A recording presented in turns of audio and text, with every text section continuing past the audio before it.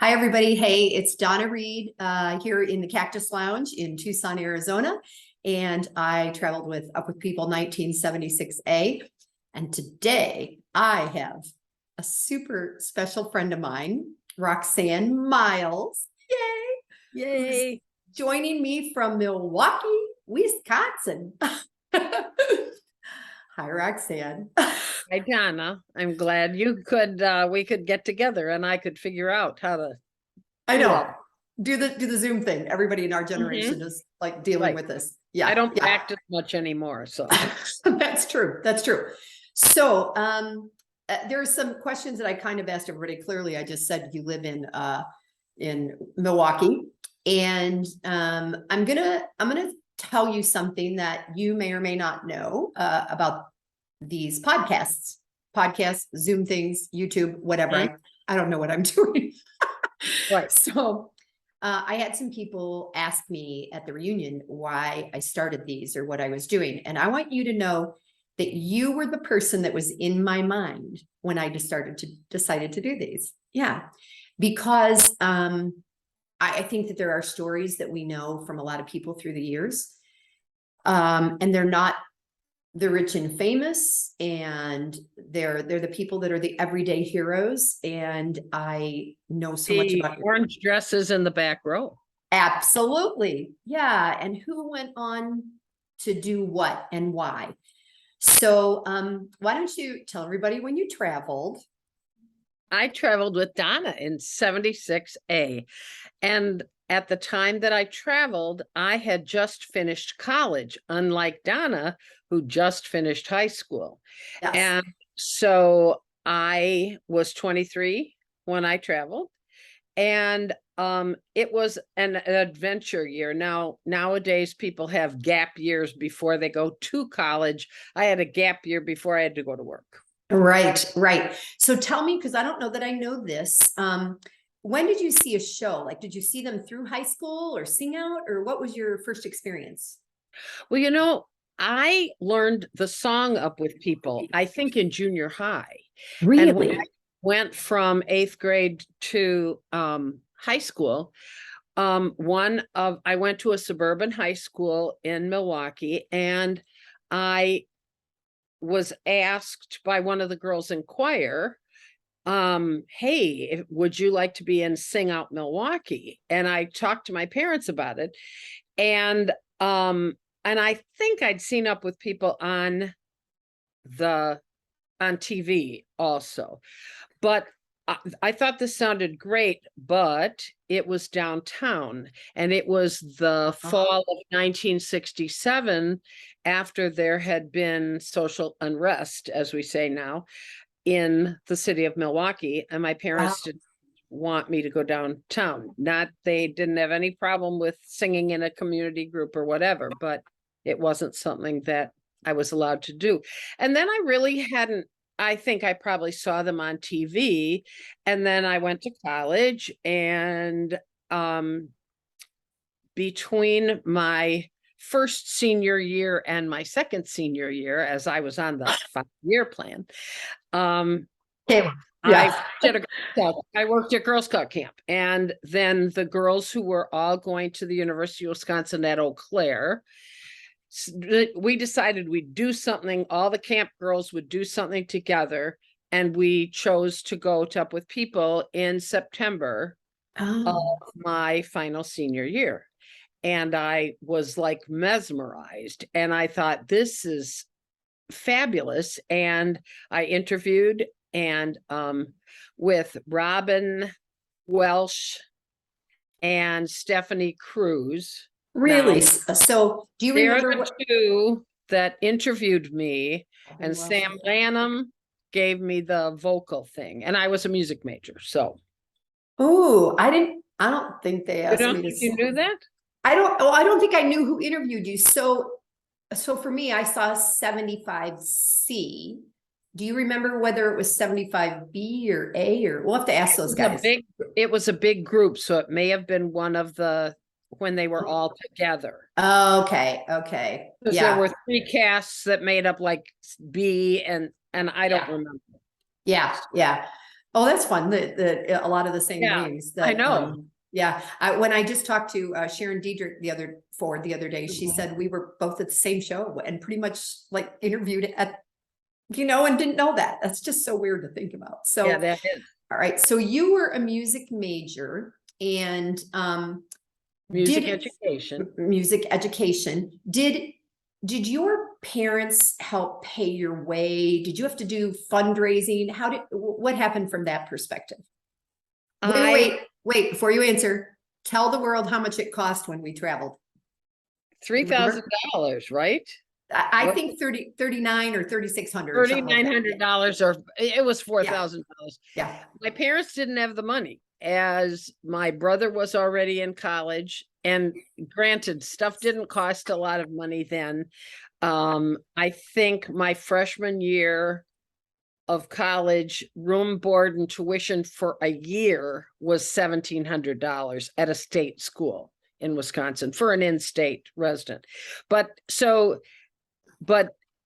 I did not, I wasn't quite sure how to do fundraising.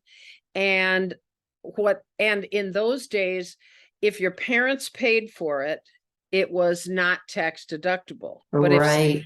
else paid for it, it was tax deductible. So my aunt and uncle, bless their hearts, Oh, paid my tuition both is that semesters. is So that the uncle that we had dinner with at that that's, club, that fancy? well, I don't know whether that was Uncle Roger or Uncle Tom, but I think it was Uncle Tom. I call it the Good Old Boys Club. I don't know what it really was yeah, called. the university club. Yes, If you it's call it a very nice. gentleman's club, that sounds different. Yes, no, it wasn't that kind of place. But yeah, it was my Uncle Tom and Aunt Patty that paid my tuition. Nice. And my parents couldn't have afforded it at Yeah. that time because my brother was still in college and my sister was about to start. So Ah, so I really wasn't sure I was going until the very last minute yeah. when they That was came. nice. And Yeah. I was very grateful that though they're all gone now, I had the chance to tell him that that was really the nicest thing that anybody Uh, did. that's really sweet. And it's interesting because my cousin, who's 9 years older, and I always say she was off being old and glamorous. When we were in elementary school, she was in high school and she went to prom and all these things. And then when we were in high school, she was in college and then she got married and it was very fun. And and so she always laughs at that, but he never told my cousins that he did this for me. So Oh, that's sweet. That's really sweet. I didn't remember that piece of cool. it. And it was really, it Yeah. was one of the best things that happened. So you and I, I talked to you a little bit ago, I think, and I was saying that while I was just at the reunion for the one day, that Scott Dupay said to me as I'm doing these interviews, what is the one thing, like the message that is going through all of these? And that was kind of fascinating for me to think about, because pretty much it's like how it changed people's lives, right? And how it was such a good thing. So even though you and I were orange polyester backdrops, it was On yellow 3 or whatever. yeah, and Roxanne, my memories of you, because you were one of the few people that could really sing and could really sing first soprano, was that there were times when all the rest of us just opened our mouths. You were the only one, like Shula Roon, whatever that. Yeah, right. Yeah, I'm not so sure I could sing all those high notes now, but it was yes, and that actually, I was really excited because in our first show I did extraordinaire, and so I thought, oh, good, I get to have a part. That's great. Well, I did that the first several shows. I remember that. I went on PR. Salt Lake City. And we rode around in a golf cart that we would bat our eyes at. Merrill D and I would bat our eyes at the president of the Utah State Fair and say, could we please borrow your Mr. B, long German last name? And we'd go racing around the Utah State Fairgrounds in his golf cart. Racing around. Well, I'm sure we were very well behaved, but Yeah, I'm sure you were. It was just, and when I came back from PR after being gone for 2 weeks, I was an orange. I wasn't even on a mic. And so Oh, I had never run in from the back and danced around in the aisles. I'd never done any of that. And so it was like, this was weird. And because you would just walk up and be on the mic and be standing there while the rest of us ran right, down the right. aisles. Oh my God, Yeah. that's funny. That's funny. So that was an interesting time. But I think I was, and I'm still pretty conservative, as I say, morally, that I thought everybody was going to be like me. Oh, me That too. I thought everybody was going to be, and it was 1976. So I thought everybody was going to be, focused on what we were doing. I thought that more people would be, musical. And I thought that, everybody, I was one of those, oh, Roxanne, she's such a nice girl, which I'd like to be mysterious and alluring, and I was a nice girl. And and I was a rule follower. Oh, you And and me both. Yeah. and I, now that we've talked about this before, but if I'd known all the nonsense that was going on, I mean, Up With People was it was like a combination of 100 people who were all leaders within where they came from. Right. Whether it meant me, I was a leader in Scouts, in the music department, I was in my music sorority, I was a leader within my little world. Right. For me, that meant a moderate sized campus and a huge high school. For two of the kids that came from a little tiny town in Missouri, they graduated with 6 other people that they'd been to kindergarten with. Well, and you've been to my hometown, and it's the same way. My class in that town had 25 or 26 of us, and so it was the same way for me. And it's so weird that you say that you thought everybody was going to come from the same thing. I literally spoke those words to somebody this morning, and it's already been a few hours, so I can't remember who, but whatever we brought to the table and Up With People, that's all we had to bring. So my parents were married, and I was in this little German town of 9, settled by 9 brothers. You can't come with another experience because that's the only experience you have, right? And then all of a sudden, I was from the suburbs of Milwaukee, and I was a nice middle, and I had a mother and a father and a brother and a sister and a dog. And I mean, that's kind of what, and so it broadened my horizons to meet people from other places. My roommate, Margie, bless her little heart, was like this hyperactive, cute, darling 18-year-old, and we got along like peas in a pod. And when we were in Tucson, and we had a great time. And but she had been an Army brat, and I been aware of the things that they did. And we had 4 or 5 people, I think, out of our 100 who'd been military. Denny was for sure stuff. All right, so we could talk forever about our cast. So tell me, I try to ask everybody if there was a song that really meant a lot to them. I really want somebody to say memorable tune or something, but that never happens. I thought about that. It's which nobody's ever heard of anywhere. No, you know what? For me, in our cast, Save the Dancer was the one that I loved when I was in the cast. I also did it with my first 6 years teaching, 2 years Milwaukee. And then I taught in a small town in Maine, coastal Maine, where Stephanie, our cast member, had been Yeah. from. I thought, Right. oh, sure, I'll go take a job in Camden, Maine. I've never been You're there. with your shirt, you're fine. Oh, okay. Sorry. I don't know. You're fine. You keep going like this because I know. It's like, because we're the old generation. Oh, We don't want right. that, but it's fine. Okay. Sorry. So then I taught for 2 years outside of Milwaukee. Taught, and that was middle school through high school. And then I moved to Camden, Maine, and I taught middle school through high school. And I did Save the Dancer with both my high school choirs. Wow. And do you remember how they felt about it? they loved it. They Did loved they? it, and it spoke to them. And I've had kids who are like practically your age, but I mean, some of the kids that I had were 6-7 years younger than me. When you're 24 and you're teaching 18-year-olds, Right. or 26 and teaching 18-year-olds, it's different. Yeah. And so I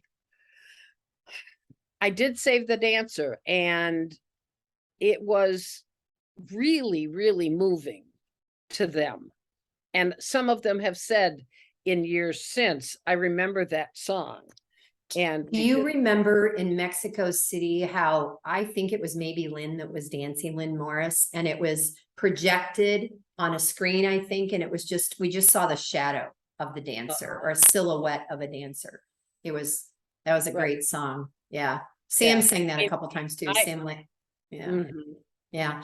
So you also then, so through how many years of teaching school in Milwaukee? I taught 2 years north of, I total of 42 years. And 42 years.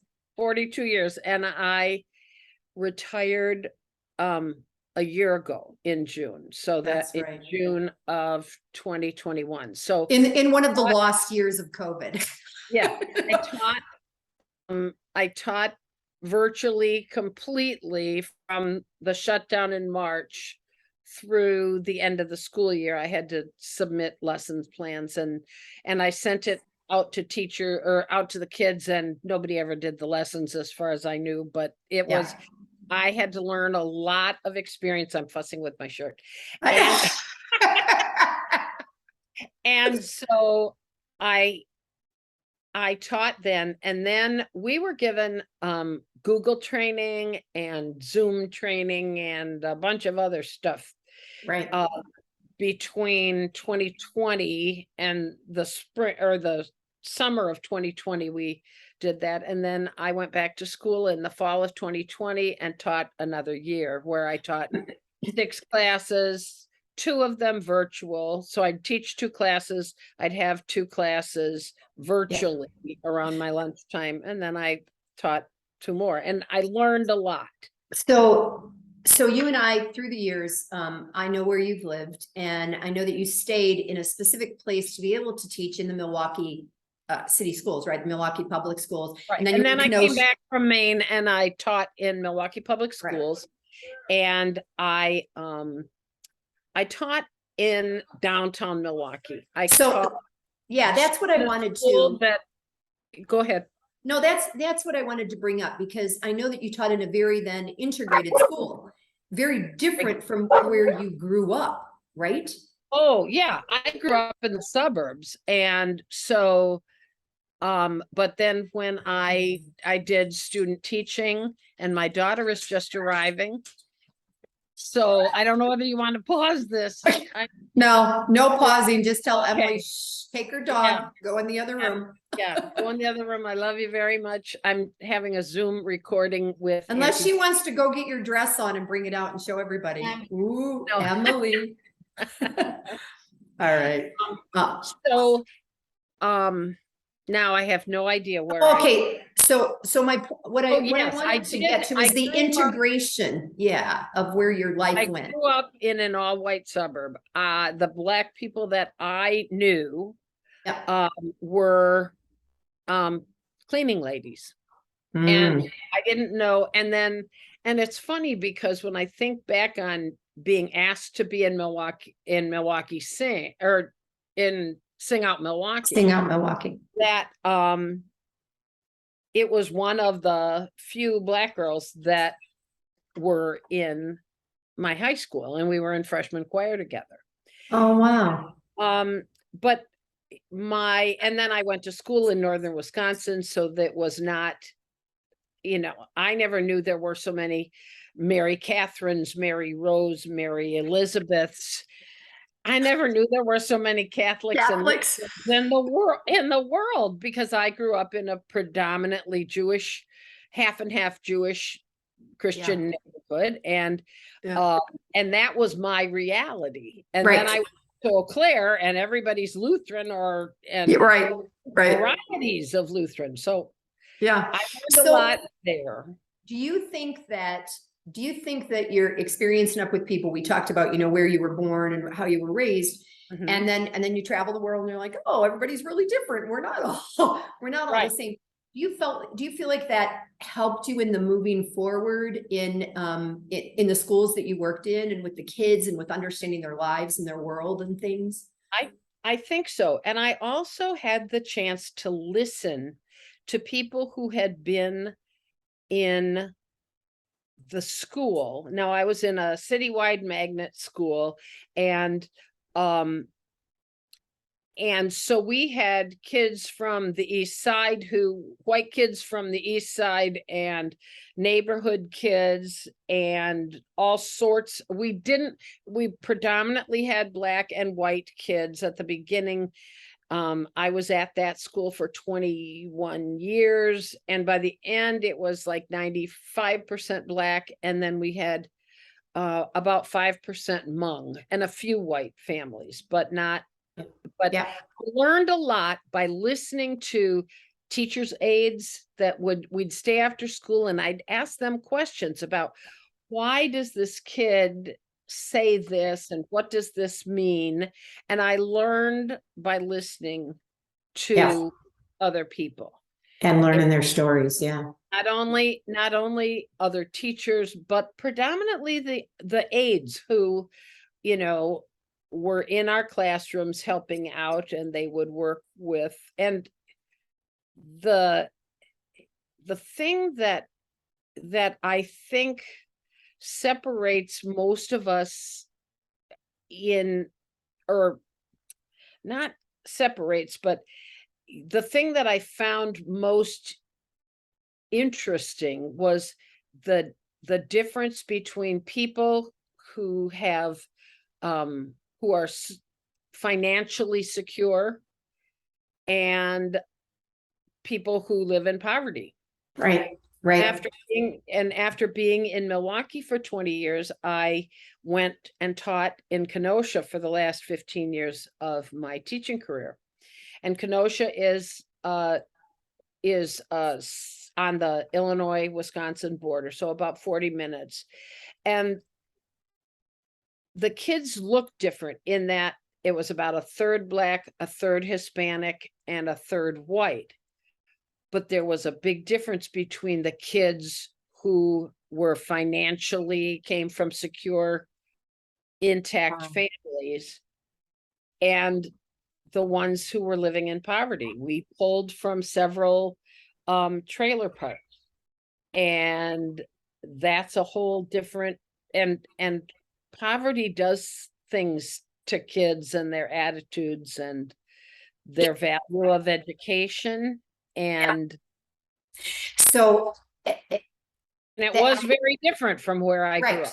Exactly. So I think that part of Up With People and staying in people's homes, and I was thinking about this because of where I'm going to stay on an upcoming trip, and it's somebody offering me a place to stay and have her bed, and then she's going to have an air mattress, because it's just a little flat. And that people did that for us in their homes when we were traveling, and we had no idea if they had money. We had no idea where some of the families slept when they were traveling, right? We don't know the stories, and that's something that Up With People teaches us. And that me doing this it's a learning from that perspective, because we all only know what we know until we venture out and are willing to listen, right? And learn. And I think that I think I kept myself separate from our group in some ways until really second semester. Because you were old or what?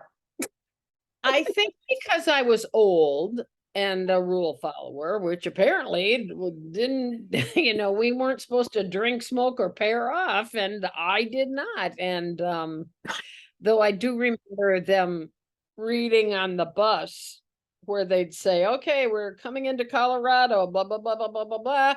And the drinking age is, and then it would say 21. And those of us who were old, we were like, yeah, not that we drank, but we could. But you could if you wanted to.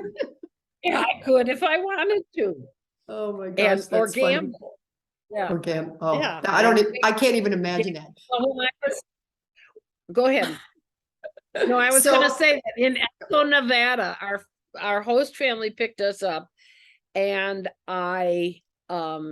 and he said, now, how old are you, honey? 23. Oh, here, and handed me a nickel.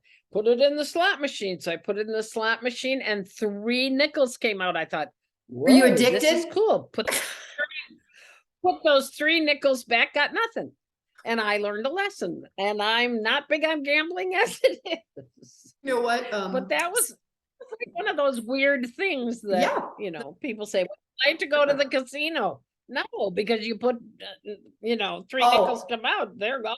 Honestly, so I just at the reunion, because the reunion was just at a casino, and I had gone to a casino the night before, and I wasn't going to pay to be at the reunion for one day. And then I'm like, I just spent $70 going like this. Okay, this is like a confession to the world, and got nothing except a bunch of blingy lights. So, yes, I should pay for the up with people. You should have been with me and seen me. I know, I would have lost my 3 nickels. All right, so tell everybody, I know when we traveled bicentennial year, we did the United States and Mexico. Is there any place in the world that you really want to go that you haven't been? Is there a country that you'd like to visit that you haven't been to? Oh, I've only been to, I would like to go to Hawaii, which I know Cass D. I've been to Canada, but I'd really like to, and I've been to England and Scotland. Okay. But, by the way, we're in our last 10 minutes, so we got to wrap it up pretty quick. Okay. I was with a choir, and oh, that's right. I haven't been to Europe, and I would like to go there. Maybe we need to have, see, we didn't, all these other casts are having reunions in Europe because they had a bunch of Europeans that traveled with them, and we only had like 5. Right, because the second year. Yeah, yeah. What about foods on the road? Was there anything that you tried for the first time that you would never eat again, or that you loved? I grew up in a family where, I'd eaten things like lobster and oysters and stuff like that. But I had been to the first host family. There were 4 or 5 of us staying in a house, and we may have been on air mattresses because we were combined with Cast B in Gallup, New Mexico. Yeah. And our host family served us enchiladas. And so I smile, and it was the spiciest thing. Okay, I'm from Wisconsin. I mean, spicy means maybe a bratwurst with some mustard. But not, yeah. Okay, so that was and what did I have for dinner tonight? Enchiladas left over from. I still get the more mild sauce. I'm such a wimp when we do it. You mentioned lobster, and it's funny that you would, because remember when I visited you a few years ago, it's the first time I had a lobster roll. I had never had a lobster roll. Yeah, we don't have lobster in Northwest Ohio. Yeah. In Milwaukee, kind of near the water. I think that one of the things that I'd like to tell whoever listens is that Up With People it gave me a lot of confidence when I was when I came out. Mm, I went on the extended cast that's right. and then was called home for a job interview. Had the job interview, got a job. Then I got a part-time job for a neighbor where I had to answer phones in his office and nobody called. And so I made 3 really thick, big scrapbooks of our trip and Up with People. And I may stick them in the car when I come out and we see each other in the We can remember what we looked like 40 some years ago. well, and you know, I didn't have a camera. And this is Ah. pre-cell phone and Yeah. things, but I would send home all my allocation packets. My dad would go through them, sort them out, and put them in order. He thought the traveling was the best thing ever. Well, and you met my Ah, dad. yeah. And so Wow. so it was all organized for me to do. So I To was be able to really do your, excited. that's Yeah. cool. So I All was right. really, and I got that done. But then Up with People kind of went away. Right. They didn't come to Wisconsin very much, and certainly not to the big city of Milwaukee. Yeah. And then when I moved to Maine, I really wanted some of those kids to travel. I really wanted to bring Oh, Up with that's right. Yeah, Maine. yeah. So then I called or wrote or did something, and probably not called because it was long distance. And Yeah. and Retta came and did advanced PR work. She did Yeah. scheduling. Yeah. She came and stayed with me, and then we brought Up with People. So I was a sponsor, and in those days they would split the take. And I don't think the choir made a whole lot of money after everything, but we and I think the boy's name was Lee and the girl's name was Ia, and she was from Sweden. They were the PR team, and so I did stuff with them. So that was like, and two of my students interviewed and were accepted, and one of them traveled. That's cool. Okay, And- we've only got a couple minutes. So, Okay. so you sponsored a show, and I remember that because then goes away. yeah. And then I moved home, and we'd see shows in Waukesha when they had a partnership with Carroll College, and then they'd go away. And we were a host family to a PR team, and then Up with People would fade away. I couldn't afford to go to then I get married. Yep. Couldn't afford to go to all my reunions. I went to some. Okay. And so it would come in and out. Now now we see each other, and Zoom helped that. Okay, so before we get cut off, we have the reunion, our own cast reunion coming up. The song that you and I sang around the circle in Yonkers at the last show, was that a Girl Scout song, On the Loose? I think I learned it at camp, yes. Okay, but I'm not sure it was actually written Girl by Scouts. Girl Scout, but yes. That's one of the few songs I can still play on my guitar, because Mike Band has taught me like 12 chords, and I can still play those 12 Right. chords. You know, if you've got the 12 chords, that's yeah. So you've got it made. all right, we got to end it here. I know you and I could jabber forever. Thank you for doing this at the last minute, because I wanted to get it done. Oh, and it's summertime, and I'm retired, and it's all good. All right, I will post it, not right away, but soon. I'll let you know. We'll share it with our cast, and I will catch up on some. I actually looked up the one with Jose Luis. Good. And I've got that on a bookmark. So, and I will see you in Harrisonburg in October. I know. I love you. I'm going to end the recording. Love you too.